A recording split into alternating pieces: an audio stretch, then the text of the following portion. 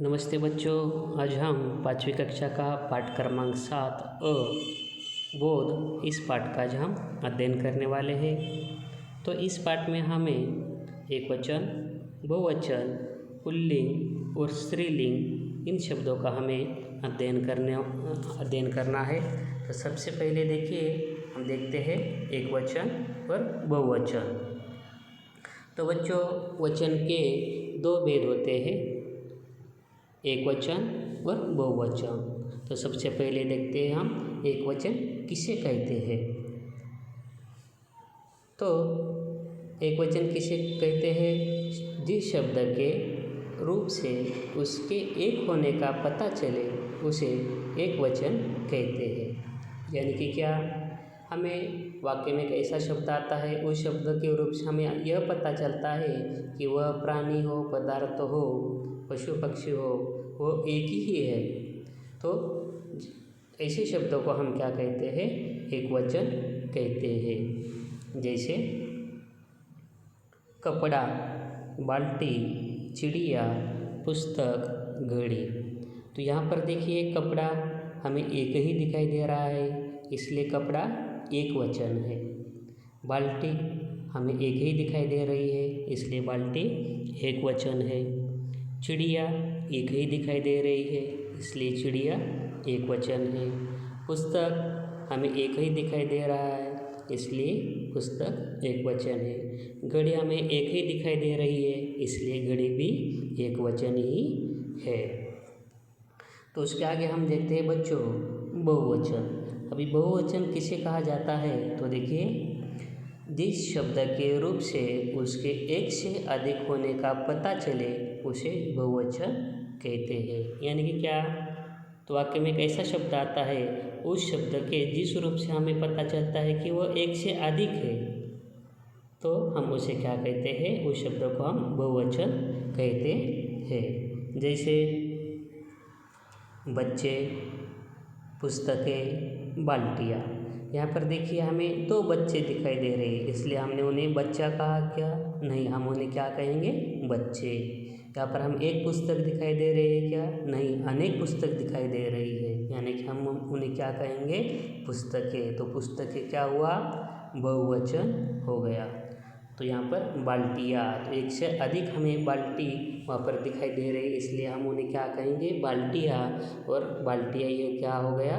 बहुवचन रूप हो गया। फसलें, लकड़ियाँ, चादरें, ये बहुवचन के अन्य उदाहरण भी हमें दिखाई दे रहे हैं। उसके बाद देखिए, हमारे हिंदी भाषा में कुछ ऐसे शब्द हैं, उनके एक वचन ही रह जाते हैं। जैसे नल, बादल, आकाश, प्रजा, पाप, क्रोध, प्रेम, चीनी, पराजय। और हमारी हिंदी भाषा में ऐसे भी और कई शब्द हैं, उनका बहुवचन वही होता है। जैसे कि प्राण, दान, दर्शन, दुर्लभ, आंसू, सोना, धन, समाचार, होश। तो बच्चों, हम आगे एक वचन से बहुवचन बने हुए शब्द के कुछ उदाहरण देखते हैं। तो यहाँ पर देखिए, लड़का एक वचन है। लड़का इस शब्द का बहुवचन क्या होता है? लड़के। बहन, बहने, यानी कि बहन एक वचन और बहन इस शब्द का बहुवचन क्या हो गया? बहने। आँख, आँखें, सड़क, सड़कें, पुस्तक, पुस्तकें, बात, बातें, बेटा, बेटे, घोड़ा, घोड़े। अभी हम बहुवचन से एक वचन ऐसे कुछ शब्द हम देखते हैं। केले, केला, कन्याएं, कन्या। यहाँ पर देखिए, कन्याएं यानी कि बहुवचन है। एक से ज़्यादा कन्या हो तो कन्याएं कहते हैं हम, और एक ही कन्या हो तो हम कन्या कहते हैं। कविताएं, कविता, अध्यापिकाएं, अध्यापिका, नदियाँ, नदी, थालियाँ, थाली, अंगूठियाँ, अंगूठी, धातुएं, धातु। तो बच्चों अभी हमने देखा कि एक वचन और बहुवचन के बारे में हमने जानकारी देखी है। तो यहाँ पर हमें चित्र में भी दिखाई दे रहा है। तो सबसे पहले देखिए वहाँ पर एक ही आँख दिखाई दे रही है, इसलिए वहाँ पर आँख ये क्या हो गया, एक वचन हो गया। और आँख का बहुवचन क्या हो गया, आँखें, यानी कि हमें दो आँखें वहाँ पर दिखाई दे रही है। उसके बाजू वाले चित्र में देखिए पेटी, वहाँ पर एक ही पेटी दिखाई दे रही है, इसलिए पेटी एक वचन हो गया। और उसके नीचे देखिए वहाँ पर हमें दो पेटी दिखाई दे रही है, इसलिए हम उसे क्या कहेंगे, पेटियाँ। तो पेटियाँ क्या हो गया, बहुवचन हो गया। तो पेटी इस एक वचन शब्द का पेटियाँ ये बहुवचन उसका बहुवचन रूप बन गया है। औषधि, औषधियाँ, पपीता, पपीते, आम, आम। तो आम इस शब्द का बहुवचन आम ही होता है। माला, मालाएं, सिक्का, सिक्के, तौलिया, तौलिए। तो यहाँ पर हमें ऐसे कुछ एक वचन और बहुवचन के शब्द यहाँ पर हमें पढ़ने के लिए दिए गए थे। तो आगे हमें देखना है कि पुल्लिंग और स्त्रीलिंग।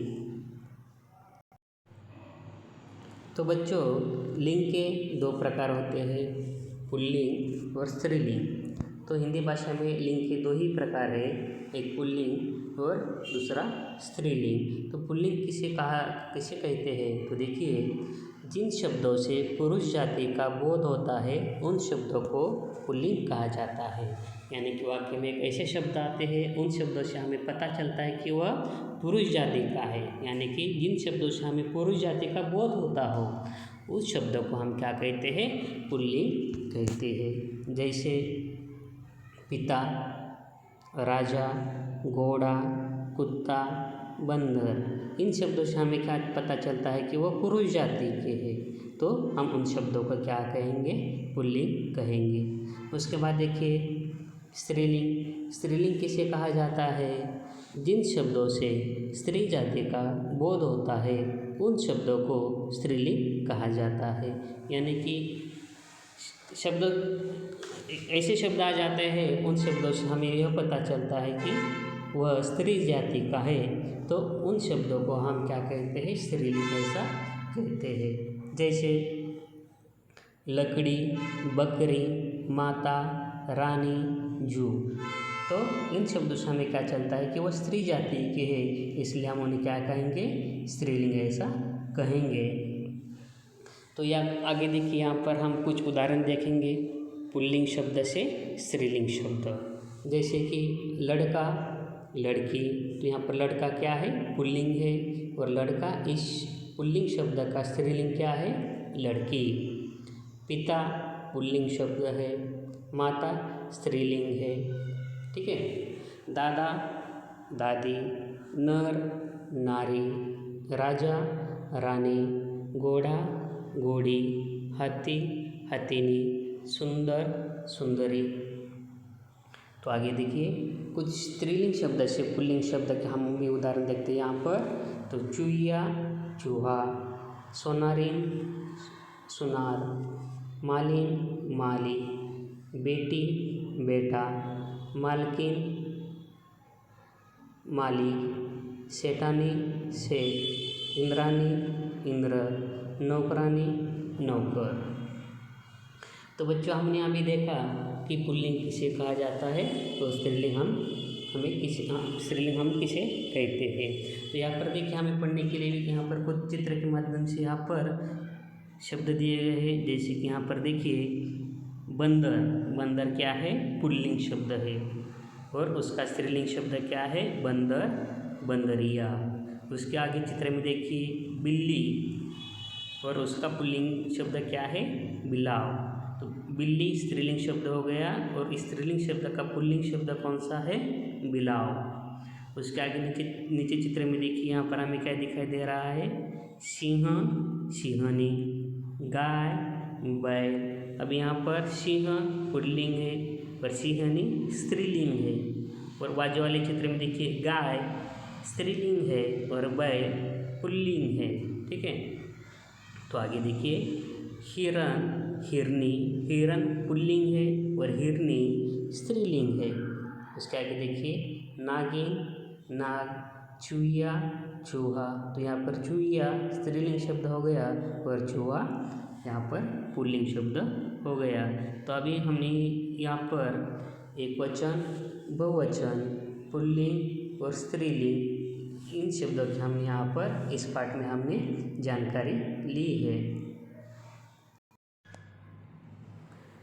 तो बच्चों हम आगे देखेंगे पाठ क्रमांक 7 ब समान विरुद्ध। तो यहाँ पर बच्चों हमें कुछ समानार्थ वाले शब्द दिए गए हैं, कुछ विरुद्धार्थ वाले शब्द दिए गए हैं, यानी कि समानार्थी शब्द और विरुद्धार्थी शब्द। तो सबसे पहले आपने ऊपर हमें दिखाई दे रहे कुछ समानार्थी शब्द। अभी समानार्थी शब्द यानी कि क्या, तो हम समानार्थी शब्द किसे कहते हैं या फिर पर्यायवाची शब्द हम किसे कहते हैं। समानार्थी शब्दों को हम पर्यायवाची शब्द भी कहते हैं। तो जो शब्द समानार्थ बताते हैं उसे हम क्या कहते हैं, समानार्थी शब्द या फिर पर्यायवाची शब्द कहते हैं। अभी हम यहाँ पर कुछ उदाहरण देखेंगे कि ईश्वर इस शब्द का समानार्थी शब्द कौन सा है। ईश्वर को हम क्या कहते हैं, भगवान भी कहते हैं, परमेश्वर कहते हैं, प्रभु भी कहते हैं। आँख इस शब्द का समानार्थी शब्द और कौन कौन से हैं, आँखा, नेत्र, नयन, चक्षु। उसके बाद देखिए अध्यापक का समानार्थी शब्द क्या है, शिक्षक, गुरु, आचार्य। उसके बाद देखिए चांद इस शब्द का समानार्थी शब्द या फिर पर्यायवाची शब्द कौन कौन से हैं, तो चंद्रमा, चंद्र, शशि। उसके बाद देखिए घर इस शब्द का समानार्थी रूप कौन सा है, तो ग्रह, आलय, सदन। जमीन का पृथ्वी, धरती, वसुधा। जल इस शब्द का समानार्थी शब्द कौन कौन से है, पानी, नीर, तोय। उसके बाद देखिए दिन इस शब्द का समानार्थी शब्द कौन कौन से है, दिवा, दिवस, वार। पहाड़ इस शब्द का समानार्थी शब्द कौन कौन से है, पर्वत, गिरि, अचल।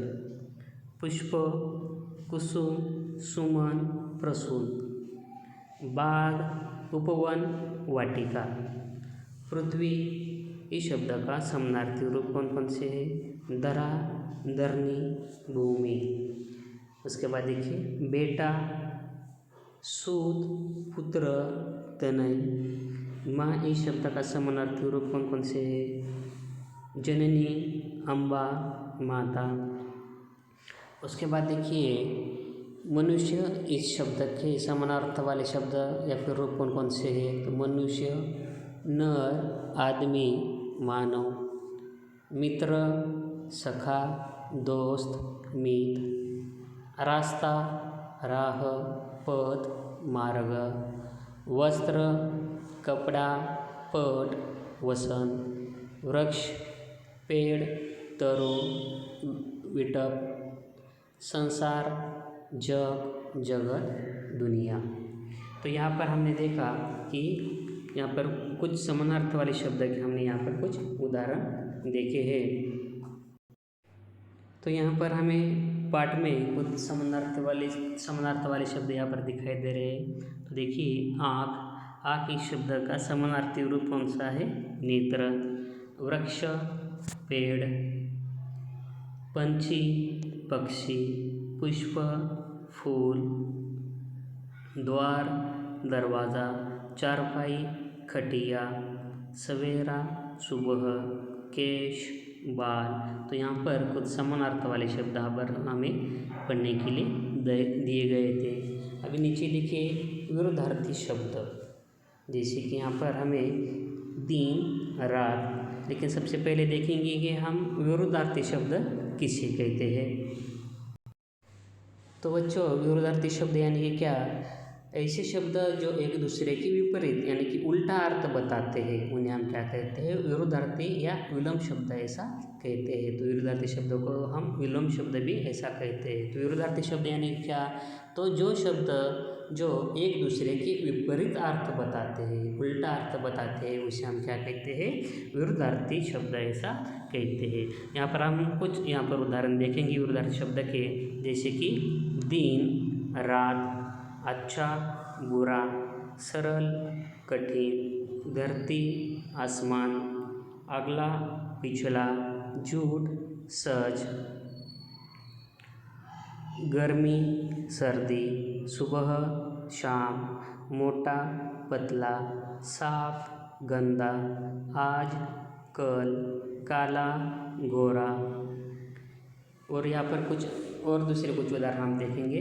तो सत्य, उसका विरुद्धार्थी शब्द कौन सा है, असत्य।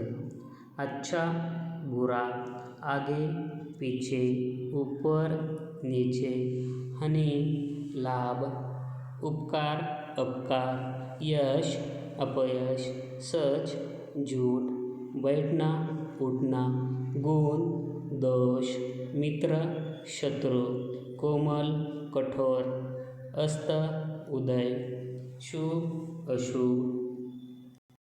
तो बच्चों, हमने अभी देखा कि विरुद्धार्थी शब्द किसे कहते हैं और विरुद्धार्थी शब्द के हमने यहाँ पर उदाहरण भी देखे। तो यहाँ पर देखिए, पाठ्य पुस्तक में हमें किताबों में कुछ विरुद्धार्थी शब्द के चित्र के माध्यम से अभी हमें यहाँ पर पढ़ने के लिए दिए गए हैं। जैसे दिन रात। अभी दिन इस शब्द का उल्टा अर्थ कौन सा होता है, रात। कम, इसका विरुद्धार्थी शब्द कौन सा है, अधिक। गर्म ठंडा, बंद खुला, ऊपर नीचे, छोटा बड़ा, सुखी दुखी, आगे पीछे। तो ये हो गए विरुद्धार्थी शब्द। तो हमने जो पाठ क्रमांक 7 इसमें हमने जो बोध में हमने वचन, एक वचन, बहुवचन, पुल्लिंग स्त्रीलिंग, उसके बाद समानार्थी और विरुद्धार्थी शब्द का इस पाठ क्रमांक 7 में हमने अध्ययन किया हुआ है। तो आपको क्या करना है, इन शब्दों का अपनी कॉपियों में लेखन करना है। एक वचन बहुवचन अलग लिखना है, उसके बाद पुल्लिंग स्त्रीलिंग अलग लिखना है, उसके बाद समानार्थी शब्द और उसके बाद विरुद्धार्थी शब्द का हमने हमारे कॉपियों में इन शब्दों का हमें लेखन करना है और इनका हमें पठन करना है।